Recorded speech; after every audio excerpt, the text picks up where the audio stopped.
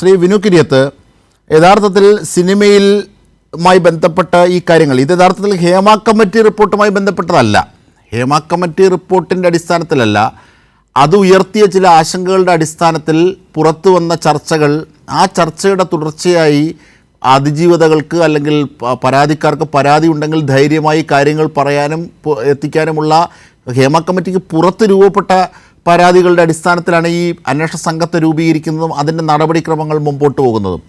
യഥാർത്ഥത്തിൽ ഈ Hema committee report മുമ്പോട്ട് വെക്കുന്ന ഒരു ആശയപരമായ സന്ദേശം എന്ന് പറയുന്നത് ഇതാണ്: സിനിമയെ പരിഷ്കരിക്കുക. അതുകൊണ്ടാണ് സർക്കാർ അങ്ങനെ ഒരു കമ്മിറ്റിയെ നിയോഗിച്ചത്.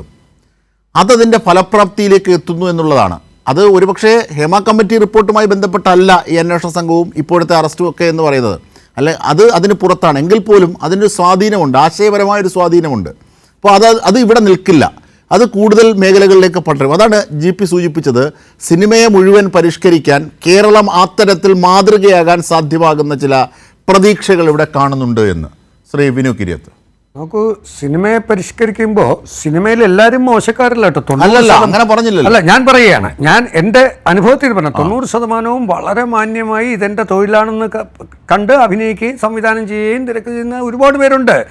ഹേമ കമ്മിറ്റി റിപ്പോർട്ട് ഇതുമായി കണക്റ്റഡ് അല്ലെങ്കിലും 4.5 വർഷം സർക്കാർ പൂഴ്ത്തി വെച്ചതിന് നമുക്കൊക്കെ അതിശക്തമായ എതിർപ്പുണ്ട്. അതിനുശേഷം ഇവിടെ പലതും സംഭവിച്ചു. അത് നമുക്കിപ്പോൾ അത് വിടാം. എന്തായാലും 4.5 വർഷം നമ്മൾ ഒരുപാട് ചർച്ച ചെയ്ത വിഷയമാണ്. ആരെങ്കിലും അത് പറയണമല്ലോ. അപ്പം ഞാൻ പറഞ്ഞത് ഒരുപാട് നല്ലവരുള്ളൊരു ഫീൽഡ് തന്നെയാണ് ഫിലിം ഫീൽഡ്.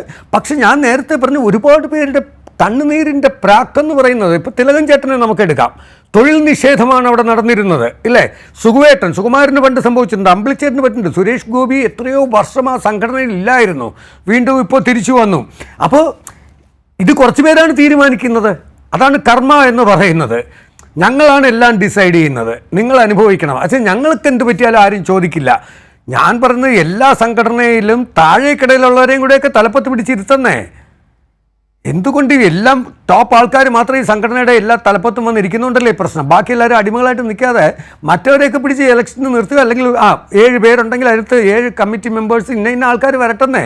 ടൈലർ വരട്ടെ, മേക്കപ്പ് മാൻ വരട്ടെ, ഇത് വരട്ടെ, എല്ലാവരും വരട്ടെ. എല്ലാ രംഗത്തായാലും ജൂനിയർ ആർട്ടിസ്റ്റ് എന്ന് പറയുന്നവരും വരട്ടെ. എന്തിന് സീനിയർ ആർട്ടിസ്റ്റ് മാത്രമേ സംഘടനയിൽ നിൽക്കുന്നത്? ഇത് എല്ലാത്തിനും കൂടെ ഒരു സംഘടന ഇപ്പോഴും ഇല്ല സിനിമയ്ക്ക്. സെപ്പറേറ്റ് ഉണ്ട്. സ്ക്രിപ്റ്റ് റൈറ്റേഴ്സിനുണ്ട്, ഡയറക്ടേഴ്സിനുണ്ട്, ആർട്ടിസ്റ്റിന് വേറെയുണ്ട്, സ്റ്റണ്ട് മാസ്റ്ററിന് വേറെയുണ്ട്. മലയാള സിനിമയ്ക്ക് ഇതുവരെ ഒരു സംഘടനയില്ല, ഒന്നിച്ച് ചർച്ച ചെയ്യാറില്ല ഒരു വിഷയവും. അതൊക്കെയാണ് നമുക്ക് ആവശ്യം. എന്തായാലും നേരത്തെ പറഞ്ഞതുപോലെ, പലരും പറഞ്ഞതുപോലെ ഇതൊരു ശുദ്ധി കലശം അനിവാര്യമായിരുന്നിരിക്കാം. അതുകൊണ്ടാണല്ലോ ഇങ്ങനെ സംഭവിക്കുന്നത്. ഇതിപ്പം ബാക്കി സംസ്ഥാനങ്ങളും ഏറ്റെടുത്തിരിക്കുകയാണ്, മലയാളത്തിൽ മാത്രമല്ല പല സംസ്ഥാനങ്ങളും ഏറ്റെടുത്തു. നേരത്തെ അദ്ദേഹം വിജയകാന്തിൻ്റെ കാര്യം പറഞ്ഞത്, എനിക്ക് അദ്ദേഹമായിട്ട് നേരത്തെ അടുപ്പമുള്ളതുകൊണ്ട് ഞാൻ പറഞ്ഞത്, എവറി സെക്കൻഡ് സാറ്റർഡേ അദ്ദേഹം ഷൂട്ട് ചെയ്യില്ല.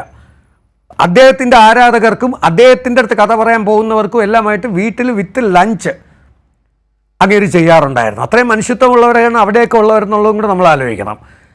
അപ്പോൾ ഇവിടെ നമ്മൾ അവിടെയും ഇവിടെയുമായി കമ്പയർ ചെയ്യുമ്പോൾ പക്ഷേ രാപ്പകൽ വ്യത്യാസമാണ്, അജഗജാന്തരമാണ് കാര്യങ്ങൾ. അങ്ങനെയല്ല, നോക്കൂ, അവിടെയൊക്കെ രജനീകാന്ത് രക്തമാന തമിഴ് മക്കളെ എന്ന് പറയുന്നവർ സ്വന്തം സെറ്റിലുള്ള ഭക്ഷണം കഴിച്ചു എന്ന് നോക്കില്ല. ഇത് GP തന്നെ സൂചിപ്പിച്ചാണ്, ശരിയാണ്. അത്രത്തോളം മലയാളം അതപ്പതിച്ചിട്ടില്ല. ലൊക്കേഷനിൽ ആദ്യം എത്തുന്നത് രജനീകാന്താണ്. ഡയറക്ടർ തുമ്പേ രജനീകാന്ത് എത്തും മേക്കപ്പ് ചെയ്ത് നിൽക്കുന്നതാണ് നമ്മൾ കേട്ടിട്ടുള്ളത്, ഇല്ലേ? അതാണ് ആ ജോലിയോടുള്ള അപ്പം ബാക്കിയുള്ളവർ ഭയക്കും. ഇവിടെ നേരെ തിരിച്ച് വലിയവരെ വരുന്നത് 12 മണിക്കൊക്കെ ആണെങ്കിൽ ബാക്കിയുള്ളവരും അങ്ങനെ തന്നെ ഡിസൈഡ് ചെയ്യില്ലേ? അപ്പോൾ അതല്ല ഇത് ഞാൻ പറയുന്നത്. ഒരു വലിയൊരു മീറ്റിംഗ് അനിവാര്യമായിട്ട് വയ്ക്കുക.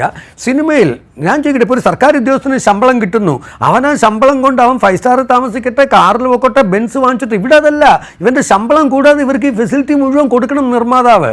അതിന് തയ്യാറായ നിർമ്മാതാക്കളെന്നാണ് നമുക്ക് കുറ്റം പറയേണ്ടത്. പണ്ടില്ലായിരുന്നു, NRIs വന്ന് പടം എടുക്കാൻ തുടങ്ങിയപ്പോഴാണ് ഡേറ്റിന് വേണ്ടി ഇവർ പറയുന്നതൊക്കെ സമ്മതിച്ചു കൊടുത്തിട്ടല്ലേ. കൂടെ വരുന്ന എത്ര പേരാണ് താരങ്ങളുടെ കൂടെ? അവരുടെ എല്ലാം ചിലവ് പ്രൊഡ്യൂസർ നോക്കുകയാണ്. ഇനി അത് മാറ്റാൻ പറ്റും, ഇനിയും പറ്റും എന്നാണ് എൻ്റെ അഭിപ്രായം. അല്ലെങ്കിൽ പടം എടുക്കേണ്ടെന്ന് വയ്ക്കണം, പൈസ ബാങ്കിൽ കിടക്കട്ടെ.